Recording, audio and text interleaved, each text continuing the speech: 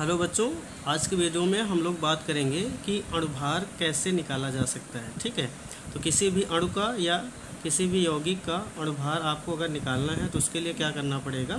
तो बच्चों, सबसे पहले आपको ध्यान देना है कि अगर अणुभार निकालना है तो जो भी आपके परमाणु होते हैं उनका जो भी परमाणु द्रव्यमान होता है, यानी कि जो परमाणु भार होता है उसका योग करना होता है। ठीक है, तो यहाँ पर आप देख सकते हैं अणुभार बराबर फार्मूला बन सकता है परमाणु भारों का योगफल। ठीक है, तो जैसे हम लोग सबसे पहले बात करते हैं N2 अणु की, तो N2 अणु का अगर हम लोग अणुभार निकालें तो एक नाइट्रोजन का जो परमाणु द्रव्यमान होता है वो 14 होता है। ठीक है, तो यहाँ पर 2 नाइट्रोजन के परमाणु हैं, इसलिए 14 + 14 करेंगे तो 28 AMU आपका आ जाएगा। ठीक है, तो N2 का अणुभार 28 AMU।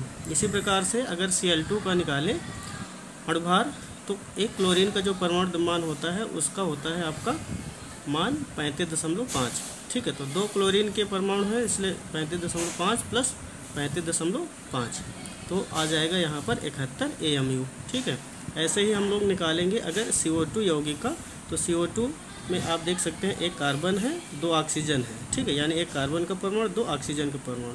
तो एक कार्बन का जो परमाणु द्रव्यमान होता है वो 12 होता है, ऑक्सीजन का जो एक परमाणु होता है उसका द्रव्यमान होता है 16 है। ठीक है, तो एक कार्बन का परमाणु द्रव्यमान 12 हो गया, प्लस यहाँ पर देख सकते हैं 2 ऑक्सीजन है, इसलिए हम लोग क्या करेंगे 2 से गुणा करेंगे, क्योंकि एक ऑक्सीजन का परमाणु द्रव्यमान 16 तो 2 ऑक्सीजन है इसलिए 2 से गुणा करेंगे, तो 12 + 32 तो एटलीस्ट कितना मिल जाएगा 44 AMU। तो CO2 का अणुभार हो जाएगा 44 AMU।